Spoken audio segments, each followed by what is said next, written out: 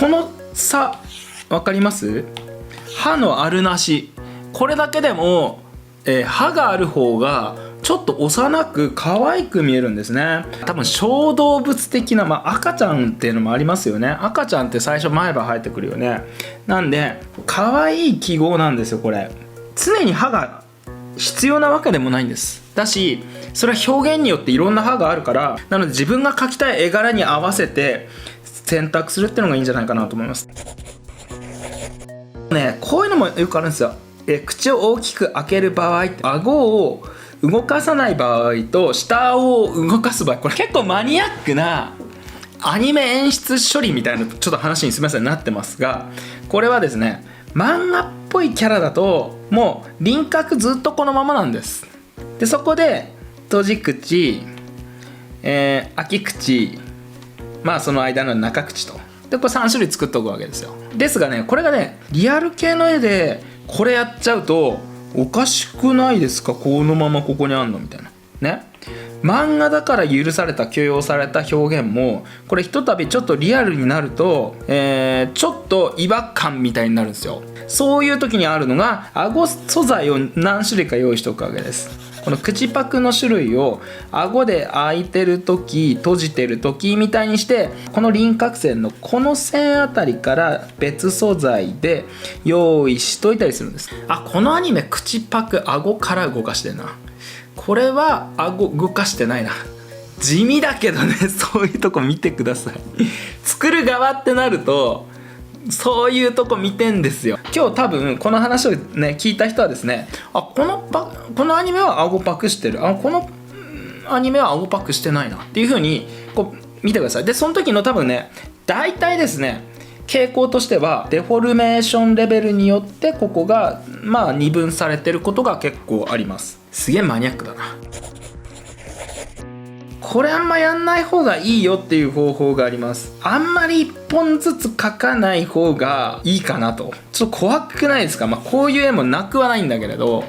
顔のアップとかで、こういうことをやらなくはないんですけど、ちょっと怖くないですか？これはこの絵なんですよ、アニメっていうのはね。だからもちろんサイズによるし表現によるし、こんだけ歯茎しっかり見せたらですね、怖いとか強そうとか生々しさみたいなものが表現されるんですけど、それは絵としてどうなのかしらというようなねことがある。例えば風景を描くときにもレンガとかタイルの地面とかさ、レンガ全部一個一個全部描くとかさ、実際に人間の目ってそんなに一枚一枚のタイルを認識しますかね。でそういう時にタイルだったら最初の数枚の質感をちょっと見せておいて、あとはちょっと省略して徐々にぼやかしていくっていうのかな、あんま見えなくしてとくっていうのは結構表現としてあるわけです。っていうのと同じで、歯もこんな感じで表現をですね飛ばすっていうのかな。口の中に白いのあったら歯なんだよ。いやすごい雑なんだけど、もう人ってそのぐらい人間の顔って認識してるんですよね。そのぐらいにだいたいこんなもんかなって、ここら辺にこんな感じであるだろうってね、それは決まってるわけですよね。そのある程度常識の範囲内でだいたい口の中に白いのあったら歯ですね。そしてここには書いてないけれど、歯が欠けてたらちょっと間抜けになります。ちょっと可愛いとかおどけた子供、幼さとか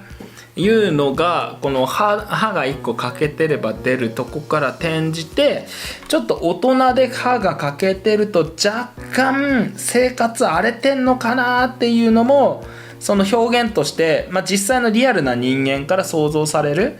なので歯がないっていうのは結構昔からあるあるの表現ですね。こういうのね。口の中も漫画的な記号に満ちているというか、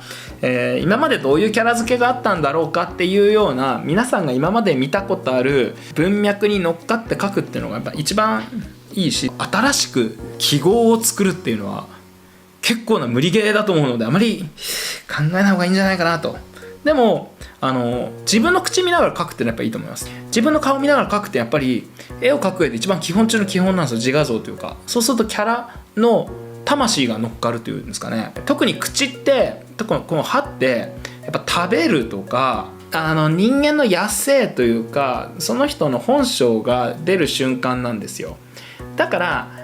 お上品な人は口が小さかったりとか、口の開き具合が小さかったりとかして口を小さく見せようとするんですね。逆に口がでかい大きく口を見せるってね、こう野生的なこう要素の代名詞みたいになってるから、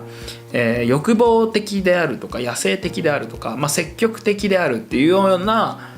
感じがやっぱ口がでかいとします。なので口の大きい小さいだけでもだいぶキャラ性は出るし、歯の多い少ないにもよっても違うし、さあいただきますこれから食べてるぞーみたいな時はですね、あーってこうやってちょっと口もうね、それ以外のカットで一切歯なんか出てこないのに、そういうカットだけ